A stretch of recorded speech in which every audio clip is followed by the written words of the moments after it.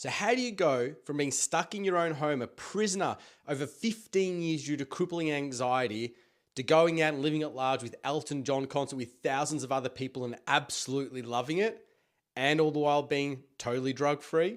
Well, if you're going to want to stick around to the end of this mini series, we're going to go through not only just crushing, can you actually break free from an anxiety regardless of what you've experienced, how long ago it was, and what you've tried before, all the way through to the exact 3 steps that anybody needs to understand and know to get their own breakthrough regardless of what you've gone through. Hi, I'm Jacob Orlansky and I'm your anxiety breakthrough coach. And I suffered much like my clients did through my own version of a traumatic experience and an event, which left me to the point of having mass anxiety, where I went down the pathway of all the traditional therapies, some non-traditional therapies. And although I gained some amazing tools and resources throughout that journey, I never felt like I was really on the pathway to fully breaking free from the anxiety to the point where I was before, because up until that particular event that happened in my life, I didn't have it, right? I got nervous, I got butterflies, I got, performance anxiety, all that kind of stuff. But I'm talking about when you survive through a traumatic experience in your life and you're left with this high level of anxiety and fear that is just constant, it doesn't turn off, it only gets a little bit less or a little bit more, but it's always there, then it's just really hard to understand. And so I was just like, throughout this journey, as I said to you, I learned these amazing tools and resources to at least get me to a perspective point where I could go out and start work again. I could go out and start socializing a little bit with lots of caveats and rules and all these things that I would avoid from doing, but at least I was getting out. And I'd gone to the point in my journey where I was like, you know what? Maybe this is as good as it's going to get. And I tried to find a place of gratitude from there. What I'm hoping is that maybe you're there, maybe you're not, but most importantly, keep paying attention to this mini series, because what you want to find out is that there definitely is a way to break free. Now, I stumbled across mine because I had a career change, and somebody said to me, why don't you try life coaching? I'm like, it sounds a little bit wanky, excuse the terminology. How am I going to help people through life? And they're like, it's not like that.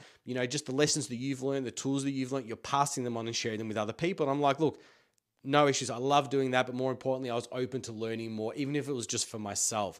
So I enrolled into this life coaching course, and during the intaking weekend, very end on the last day, the facilitator said, I really want to show those people who are looking to do the advanced portion of this course over their journey what is truly possible. And I was one of those people. I'd already signed up to the biggest package available, because I thought, I really want to know what this is all about. How far could I possibly take this coaching journey for myself and for other people, hopefully one day, right? Anyway, so the facilitator says, I really want to, rather than telling you, I'd rather show you. Is there somebody in the room that's gone through a one-off event experience, was quite traumatic for them, and they still feel some type of, pain or suffering from it? Anyway, 2 or 3 or 4 other people put their hand up, and all of a sudden I was getting flashbacks from my experience. I started crying, uncontrollably. I was basically like sobbing, and my hand just started to go up. Like I didn't think about it. It just started to rise. And I'm really grateful for the fact that it did. Anyway, the facilitator looked around and said, look, obviously, we're okay to help Jacob. He seems to have some stuff that he'd love to resolve. And everybody cheered me up. And next thing you know, I'm in front of this cohort of, 70 other training coaches. And so the facilitator said to me, so Jacob, can you share a little bit about, your past event, the what you've gone through? I was maybe 3 or 4 seconds in, and bang, crying uncontrollably, sobbing, and just couldn't get a word out. And, facilitator was very, very skilled. What they were doing, they would interrupt and they would just start talking to the class. I would gather myself up again. He would ask me one more time. It would be the same result. I would start crying again. And again, he would interrupt and sort of talk to the class for a little bit and say, listen, are we all happy? Jacob's obviously got some stuff that he really wants to work through, and it's obviously impacting him, even still today. And they asked me how many years ago it was, and I'm like, about 14. They're like, all right, cool, no worries. So anyway, we did the thing, which, this particular technique, and all of a sudden, I didn't necessarily feel anything different at that moment. I just sort of, the facilitator was just taking me through these particular drills. And then at the end of it, said, how do you feel? And I said, yeah. I said, yeah, I feel okay. Okay, cool. Can you just share with us one more time, what was the thing that, and all of a sudden I just started sharing the moment, step by step, frame by frame, what had happened. And I was probably about 20 seconds in, 30 seconds in, and I was kind of getting to, I guess, the more, I don't say gruesome part, but the more, in the midst of all the action, I guess, of what I went through. And all of a sudden the class just started smiling.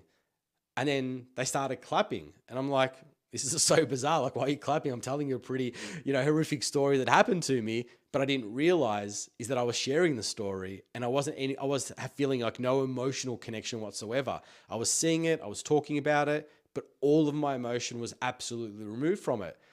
And then it's when I realized and looked at my facilitator just said to me, how do you feel? And I said, incredible. And he goes, anything, any residue, even just 1%?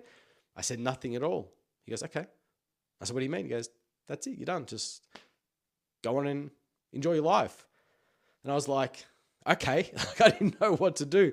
But what happened over the coming days and weeks and months were just nothing short of incredible relationships, my confidence, my ability to be seen and heard. It was fun. Look, I've never looked back before then. And obviously what that had triggered within me was this unfound passion for wanting to find out what the hell was that? And why doesn't everybody know about it, right? Like, that's a little bit about my background and my story. I trust it helps.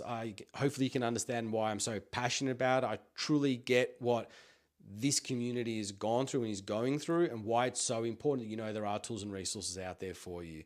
So let's get back into the rest of this mini series so you can start learning the very steps and foundations of what it takes to have a breakthrough. And just before we go on, you obviously want to make sure that you hit that subscribe button and the notifications button because we're going to be dropping weekly videos much like this. I want to make sure that you're getting high level value content, steps, how to, so you can make real change within your life rather than take, so you're not going to want to miss out on any of these weekly videos. So let's get right to the heart of it. The biggest question I probably get is something goes like this: Jacob, you just don't understand what I've been through. I don't think I can actually break free from this. I'm happy even if you would just give me some tools and resources on how to minimize the level of anxiety that I'm living with so I can just go out and do some things. And if that's you, I truly get it because I said that's where I was right up until the point where I stumbled across these particular tools and resources. I'd actually waved the white flag. I wasn't even looking. The coaching course honestly was just to learn more tools and resources to, again, just continually minimize the impact and the side effects from surviving through that trauma. So I totally get it, but I want to absolutely crush that for you if I haven't already, to make sure that you know that you can and that you are in the right place. And what I want to do, if it's okay, I'd love to share a testimonial from Josephine, the lady that I spoke to you before about, that had 15 years of living as a recluse within her own home, a prisoner to her own anxiety. Now, just before I share this testimonial, the idea behind this, when I ask my clients if they feel like they're up to it, it's always never about myself or anything that I need to get out of it. We already share the meaning of our time together while we're doing our coaching sessions, but it really is about just helping one other person maybe who is hearing this for the very first time and saying, well, maybe there is still hope. Maybe there's just that little bit of light at the end of the tunnel for me, and maybe I should continue searching for something else. Or maybe I'm in the right place right now. Maybe I need to stick around and find out a little bit more about what are these particular tools and techniques that Jacob's been talking about or wanting to share with us. So I hope you understand that when Josephine and my other clients take the time, energy, and vulnerability and the strength that it takes for them to write these pieces, it really is for you. So sit back and enjoy. Josephine goes on to say, ever since I can remember, I was abused by my father. The bruising and broken bones healed, but the emotional scars never did. He broke me inside too, and that's the hardest to heal. The last time he touched me, I was 18 years old. I ran away from home and married the first man that showed a bit of interest. Although he never physically touched me again, the abuse continued psychologically up until his passing. All my life I looked upon myself as a lesser human, not worthy of having nice things or nice people in my life. All my relationships suffered because of the abuse. I guess you could call it a kind of side effect from it. Relationships with my family, children, spouse, things that were dearest to me were the worst affected. After the death of my father in 2006, I developed a burning hatred for him. It engulfed me with every waking moment. Already suffering bouts of depression and extreme anxiety, his death made things worse. Now that he was gone forever, I felt I could never resolve things with him or tell him how the consequences of his actions ruined my existence. The act of forgiving him wouldn't even enter my thoughts. I was told it would free me, but I didn't want to forgive him. I couldn't, and worst of all, I didn't know how. Doctors put me on medications. It helped me with the depression a little bit, but they made me sick, and I was just like a zombie. I might as well have been dead. Thoughts of suicide entered my head daily. It scared me, and I desperately looked for help. All they wanted to do was give me more drugs. I weaned myself off and swore never again. I developed agoraphobia and was a recluse for 15 years. Unable to leave the house, it robbed me of many, many more. An old school friend whom I hadn't seen in over 20 years just happened to surface on Facebook. She wrote something about the importance of forgiving and was welcoming anyone who needed help with this. Reluctant, unsure, and frightened, I took the first step by contacting her. She was so understanding without wasting a moment, listened to my story. We talked for weeks and then she said she was going to find someone who would help me. And a few days later, she said she would find someone who was able to help me, and his name was Jacob, and he had dealt with this kind of thing before. I became anxious, but knew that if I didn't take this step, I'd be in prison forever for sure. Meeting Jacob, well, it would have had to be one of the most positive things I've ever done in my life. In only a few days, I was ready for the breakthrough. I didn't know what it was. I didn't know what to expect. All I knew I was trusting myself to Jacob, and I'm so glad that I did. I've tried to put down in words how I felt during and after the breakthrough. Sometimes words just don't cut it. It was the most emotional, freeing experience of my life, an experience I will never forget, and I still feel the love and emotion of it when I think about that moment. All the hatred had gone, and I truly had forgiven from my heart. Straight after the breakthrough, I just got up and walked out my door without any fear, Jacob by my side all the way. I walked past neighbours' homes I'd never seen before. I felt alive. I felt like I wanted to thrive. My soul felt light. Since then, many amazing things have happened for me. I look after myself because I matter. I exercise, I eat healthy and laugh a lot, and I can now think about my father and it doesn't hurt. It's like I understand and I have forgiven him. Just last week, I went out for an early Christmas dinner with my sisters and brother. I haven't done so for over 15 years. Where there was once hate and darkness is now replaced with love and light and a willingness to love others and to be loved by myself. Thank you, Jacob. All the years of suffering like I have could have been avoided if I'd only known about this. I can't talk highly enough of Jacob and his devotion to full-heartedly offering people like me the help we deserve again. Thank you, Josephine. It truly is an amazing story. And every time I read that, it really does stir up so much emotion for me because, as Josephine mentioned, we met through a mutual friend that she had got in contact with. She was actually one of another coach that we went to school with. And this other coach said, listen, this is well outside my level of experience, which is an amazing gift even just to recognize that. And she said, the only thing is that when you meet Josephine, you won't actually be able to see her or go visit her because, she's got this agoraphobia and you've got to do everything via the phone. I said, it's okay. Let's just take it as it comes. And like I said, within just a matter of a couple of sessions, we were able to set up that breakthrough and have that moment just over the phone. And what was beautiful was when Josephine explains about when we finished the breakthrough and she wanted to get up, I said to her, so how do you feel? And she goes, I feel incredible. I said, great. I said, what do you want to do? She goes, I want to go for a walk. I'm like, let's do that, right? So she literally put on her shoes. And as she walked out the door, she had just the landline handheld cordless, and I was obviously on the mobile. And by the time she got past the second or third house, the reception was lost. So we'd cut off. She didn't know. She just kept walking down the street and talking and explaining what she was seeing. And of course, she eventually realized and came back and called me up. And we had a great laugh about it. But I really, truly hope that does share with you the power of what is possible when you've got the right tools and resources at your disposal and somebody that can guide you, and have that conversation with the mind to get you out and unlock you from that survival mode. It literally can happen like that. Now, everybody's experience is different, and obviously I can't guarantee anything for anybody, but what I can tell you is these tools and resources have been proven for well over 40 years. And like I said, I've been dealing with my clients and helping members in our community, for well over a decade now with it. So it truly is incredible, and I really hope that does crush that burning question of, is it really possible to break free from anxiety? And look, typically the next big question goes, well, Jacob, if it is, one, why doesn't everybody know these tools and resources? Trust me, I ask that question myself all the time. That's for maybe another episode. But the other thing is then, why is it so challenging to break free from anxiety?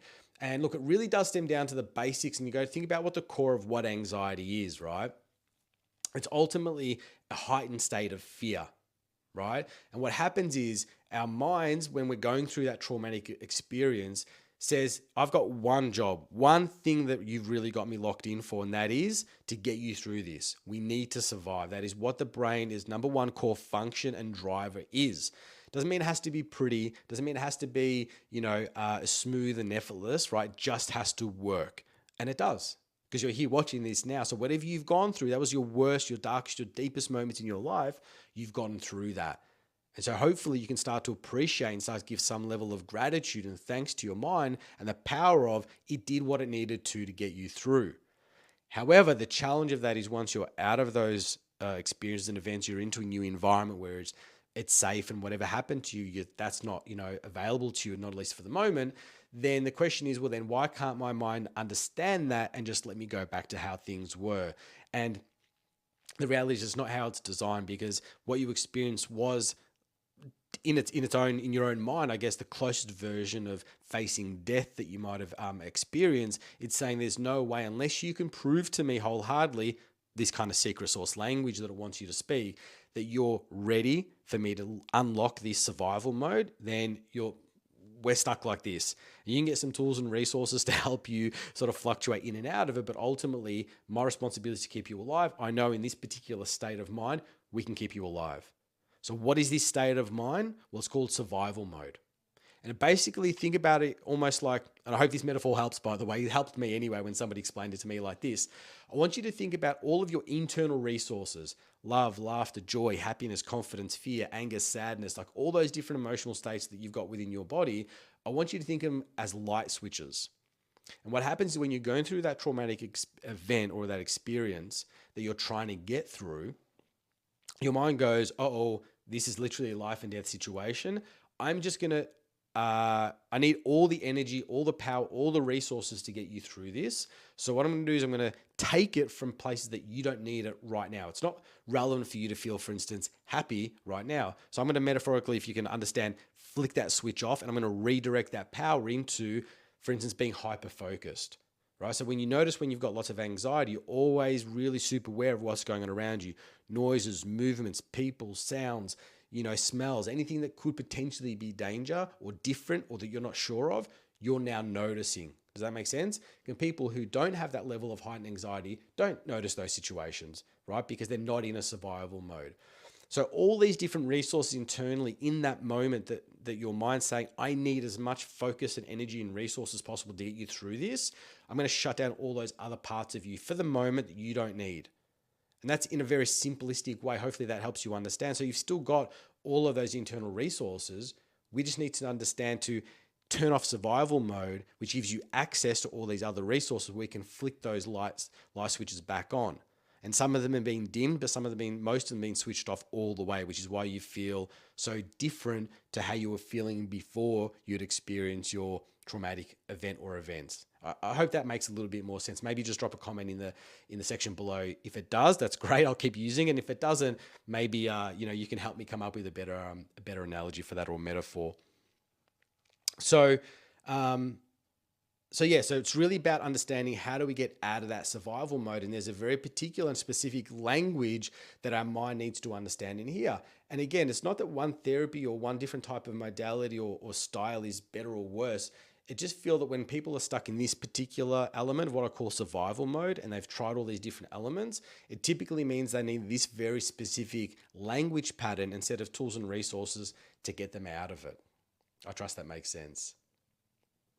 And one of the last things before we wrap up this particular episode, and we're going to about to jump into episode number 2 out of this 5-part mini-series, where we're going to actually start uncovering step number 1 of the 3-step process of how to make sure that you get your breakthrough. But before we get there, it's important that we understand that we want to address the core element of the anxiety, of the trauma that you're going through, and not the symptoms, right? Because what I did for really many, many years, and I didn't know any different, is that I gained these tools and resources that helped me get up and move it on a daily basis, which were absolutely necessary and phenomenal. However, they kept me in a situation where I just continually worked on the symptoms and I didn't really know how to work on what the core element was. And what we want to do here at Ultimate Me is making sure to get you to where you want to get to in life, where you're living on your terms.